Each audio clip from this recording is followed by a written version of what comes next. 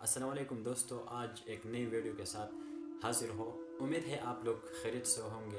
کیا آپ کو معلوم ہے کہ ایک شخص جس کی قبر کھولی گئی تو اس کا قبر پھولوں سے بھرا ہوا ہے؟ تو آج میں آپ کو بتانے جا رہا ہوں ایک ایسی کہانی جو کہ آپ نے کبھی نہیں سنا ہوگا۔ ہندوستان میں ایک بزرگ تھا، اس کا نام مولانا تمیز الدین تھا۔ لوگ اس کو منشی کے نام سے بھی جانا جاتا تھا۔ ایک مرتبہ منشی صاحب ایک گاؤں سے گزر رہا تھا کہ وہاں پر جنازہ کھڑا ہوا تھا۔ منشی صاحب فوراً جا کے جنازے میں کھڑا ہو گیا۔ لوگوں نے جب منشی صاحب کو دیکھا، اس کو بتایا کہ جنازہ آپ ہی پڑھائیں گے۔ منشی صاحب نے انکار کر دیا۔ اس کے بعد میت کے گھر سے خبر آئی کہ جنازہ منشی صاحب ہی پڑھائیں گے۔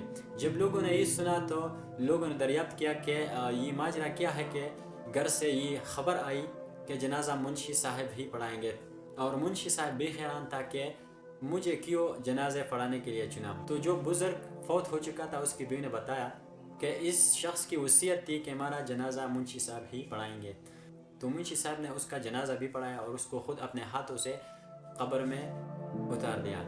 جب منشی صاحب واپس اپنے دفتر آ گیا، اس کا ایک دفتر تھا، وہاں پر جب اس نے دیکھا تو اس کی ملازمت کا کٹ کے ہی غائب تھا۔ منشی صاحب نے سوچا کہ شاید اسی قبر میں ہی گرا ہوگا، تو واپس آ کے گاؤں کے لوگوں کو جمع کر دیا کہ میرے ملازمت کا مسئلہ ہے، میں آپ لوگوں کو یہ خبر دینا چاہتا ہوں کہ اس قبر کو کھولنا ہوگا۔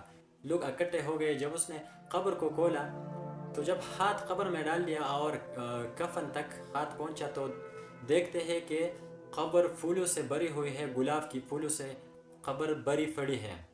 منشی صاحب اپنی ملازمت کا کارڈ بھول کے سیدھا اس میت کے گھر پہنچا اور اس کی ماں سے دریافت کیا اور کہا کہ اماں، یہ کیا ماجرا ہے کہ اس شخص نے وہ کون سا اعمال کرتا تھا کہ اس کی قبر پھولوں سے بھری ہوئی ہے؟ اس کی اماں نے بتا دیا کہ کوئی خاص عمل نہیں تھا، وہ ان پڑھ شخص تھا۔ قرآن مجید کے صرف چند صورتیں اس کو زبانی یاد آتی تھی، لیکن وہ ایک عمل کرتا تھا، وہ ہر صبح قرآن مجید اٹھا کے اس کے ہر سطروں پر ہاتھ پھیر کے یہ کہتا کہ اللہ، آپ نے یہ بھی صحیح کہا، یہ بھی صحیح کہا، یعنی سارے قرآن مجید کے سطرے جتنے ہیں اس پہ ہاتھ ایسے پھیرتے تھے اور بتا دیتا کہ اللہ، آپ نے یہ بھی صحیح بتایا، یہ بھی صحیح کہا ہے، یہ بھی تو یہی عمل تھا اس کا۔ تو منشی صاحب کے آنکھوں سے آنسو بہنے لگا اور سوچا کہ یہ اللہ تعالیٰ جو ہے وہ صرف اسی وجہ سے اس بندے کو اتنا مرتبہ عطا کیا، تو پھر قرآن مجید کی تلاوت سے کیا ہوگا۔ تو دوستو، ہم آج اپنے گریبان میں سوچتے ہیں کہ ہر صبح ہم کیا